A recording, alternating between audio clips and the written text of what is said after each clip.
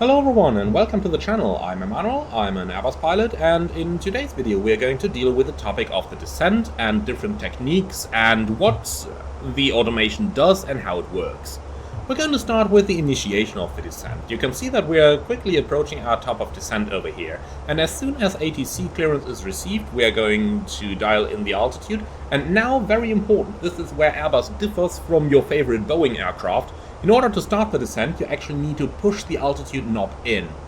Now, when is it appropriate to start the descent then? Well, within a couple miles from the top of descent, if ATC gives you the possibility. When the alt knob is pushed in and you enter descent mode before reaching the actual top of descent, you are going to enter a 1000 feet a minute descent until you intercept the path, and then the airplane is going to transform into an idle thrust descent and carry out the descent as normal. Now, in order to initiate the descent, and that is the important point here, you need to press the altitude knob in. If you do not press it in, the airplane is just going to continue in cruise and you are not going to start a descent. Now, if ATC requires you to do an early descent, then it is recommended to use descent mode, aka pressing the alt knob in after the altitude has been dialed down. As mentioned, that is going to give you a 1000 feet a minute rate of descent until intercepting the path. If ATC, however, delays the descent, then beyond the top of descent you are going to get either, depending on the software configuration of your plane, either a top of descent reached or decelerate message right up here on the primary flight display. These serve as a reminder for you, or as a suggestion, that if ATC permits, you should reduce your speed all the way down to green dot in order to reduce the total energy of the airplane, so that when you get cleared for the descent, you can just engage descent mode with managed speed and then increase your speed all the way to the target maximum in order to catch up with the profile again. Now, for the descent monitoring, the pilot flying is usually going to select the progress or the performance descent pages. The performance descent page has the advantage of giving you a prediction or a capability for a prediction over here. So, for example, over here we can see that by default flight level 210, which is the altitude we have selected on the FCU, is going to be displayed, but you could enter anything there. Like, for example, you could enter flight level 100, and this would give you some predictions of how long you would need to get down to flight level 100. The advantage of the progress page, however, is that you get your vertical deviation. So this tells us right now that we're 12 feet above the VNAV profile. So you can see the VNAV profile over here on that green dot, and it really tells you exactly what the airplane wants you to do. Now,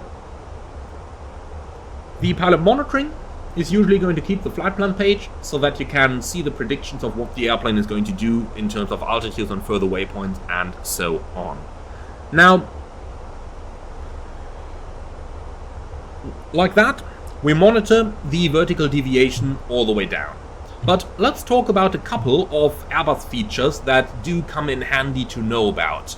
So you can see right now we are approaching the waypoint Logan on the star, and you can see Logan has a flight level 250 restriction associated with it.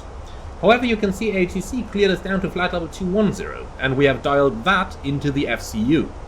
Now what the Airbus is going to do is going to depend on whether it plans to level off at this altitude or if it just wants to cross it. In this case, it plans to actually level off at Logan, and therefore we get flight level 250 in magenta on the PFD. If it did not plan to be exactly at level 250 at Logan, then it might just give us flight level 210 over here. So what this tells us, that we get a different level over here in magenta, and also the altitude in magenta up here, is that the airplane actually expects to level off at that point. Now, if we didn't want it to level off there, then we could, for example, just go into open descent mode. So just pull the knob, now we get open descent, and you can see now in open descent it ignores the constraint that we have from this waypoint and just descends down to the altitude that we have on the FCU. Easy as that. Now, let's next talk about what the airplane is going to do next. So we can see we've got Logan at flight level 250 and Sabre at flight level 160. Now, what the Airbus will do once we have overflown Logan is that it will enter a so-called geometric descent profile. That means it will aim for a constant vertical speed between Logan and Sabre if we are in descent mode. So let's go back into descent now and see what's going to happen. So now you can see we've got speed and descent, and now it will aim for a constant vertical speed all the way down to Sabre. So let's dial that in. And this is now what the Airbus is going to do. So as you can see, it expects to level off exactly at Sabre, but depending on how steep the profile is, for as long as you're flying between two exact constraints, so not above or below constraints, but exact constraints, it is always going to aim for a constant path over here. If that path is too steep that it cannot maintain the speed, then you would get an alert down here in the FMS.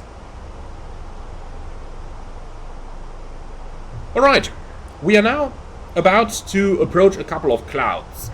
Now, contrary to how the anti-ice should be used in the climb, in the descent, whenever the true air temperature is plus 10 degrees or less, you would always use anti-ice. So let's go ahead and turn the engine anti-ice on now. Alright, engine anti-ice is on. And be aware that when you turn on the anti-ice, you might get the fault light to illuminate for a second or so. That is nothing to worry about. That is normal. So let's now explore a couple of the meanings of the different indications the Airbus has available on the navigation display. We're going to go into an open descent over here, and I'm just going to speed the airplane up for a little bit. Let's go for 310 knots. That is going to get us below the VNAV profile that we have over here. So we are now going to go below the path as the airplane speeds up. Now you can see that this actually changes the point where we are going to reach flight level 160. So you can see it's now coming closer to us since we're descending at a steeper path. Now, it also draws a new top of descent right on Sabre over here. So now the plane tells us, okay, if you make me go down like this, then I'm going to re-intercept the vertical profile right here. So that is why you got the new top of descent overhead Sabre right now. However, if we now go back into descent mode, so if we now go back basically onto VNAV, then all of a sudden we get a new symbol on our PFD, and that is this lightning-like symbol. Over here, it tells us where it is going to re-intercept the vertical path. So now we got the following indications on our navigation display.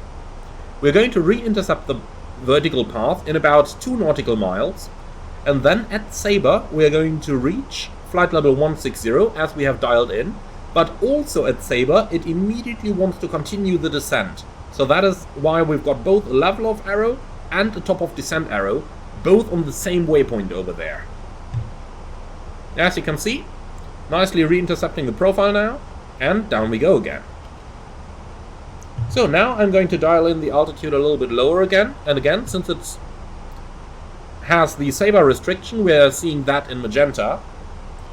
Now I'm going to dial the altitude all the way down to 70, which is going to be our next level for the holding. As we're flying through some probable icing conditions, just keep a good eye on the icing indicator up here, and also be aware that your airplane is constantly automatically monitoring for icing conditions. So if we were to turn the anti-ice off, but the airplane would sense icing, then it would give us an ECAM alert and ask us to turn the anti-ice on. Nonetheless, we always do this in a preemptive way, so we always turn it on earlier than later. Now, let's talk about when we're going to turn on the seatbelt signs. Basically, we need to turn them on depending on 2 criteria. The first one is 15 minutes before landing, latest. And we can check that down here on the progress page. We expect to land at 14:03, so that is, well, still 2 2 minutes in the future.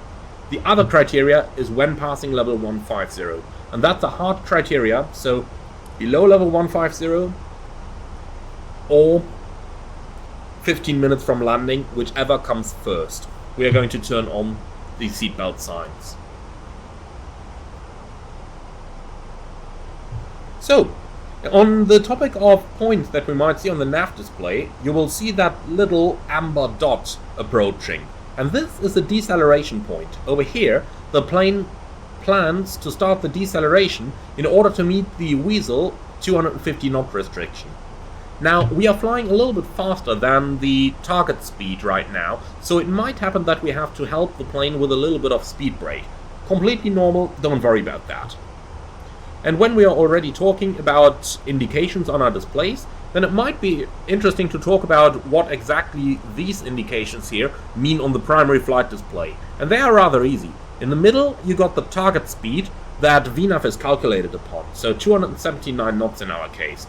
On the top and the bottom, when you are flying in descent mode, and only in descent mode, you have the maximum and the minimum speed that the airplane is going to tolerate in order to maintain the vertical profile. So this basically tells you, okay, if I get above this while trying to maintain the profile over here, then I'm going to discontinue flying on the profile, but I will maintain the speed over here.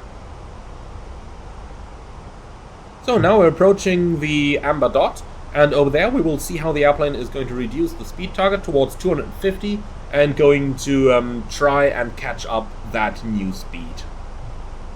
So temperature has risen to plus 11, that means we can turn off the anti-ice, like that. And now we're approaching the amber dot.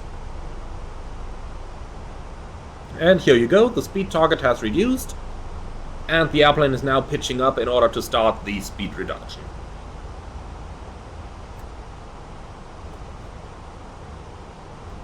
And this is exactly how it should work.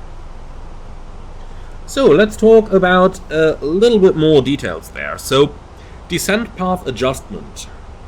If we need to increase the rate of descent, then increasing the descent speed by using selected speed is going to provide the most fuel economic situation. So if we stay on top of the profile, then just speed up without speed brakes. That is going to be more cost effective than using the speed brakes, when you take the ratio of time divided by fuel needed.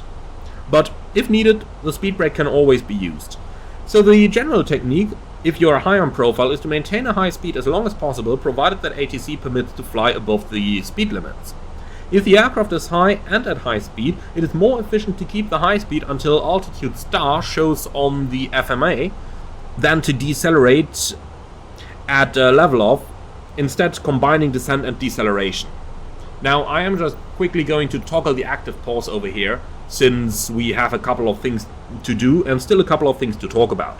Finally, if the aircraft goes below the desired profile, use selected speed and vertical speed mode in order to adjust the rate of descent if the managed profile doesn't provide for an acceptable intercept, because it is always going to maintain 1,000 feet a minute when it is below the profile. So if you are too far below the profile, using vertical speed and maybe minus 500 is going to provide a far more optimum situation than what you would get otherwise. Alright, this is going to conclude this tutorial on the descent. There will be more tutorials on high energy situations, etc. on the descent, but for now, for a normal flight, this is about what you need to know. And with that, we are going to now finish this video over here and then go into the approach tutorial next. I would like to say thank you very much for watching, everyone. Hope that you have learned something today and hope that you can make good use of this to improve your personal flying on the A320. And with that, I'd like to say thank you very much for watching, and as always, see you all again on the next one. Subscribe if you're up for more, and if you really love what I'm doing, I would appreciate a small donation through the Buy Me a Coffee link in the video description below. Thank you for watching, and see you all again on the next one.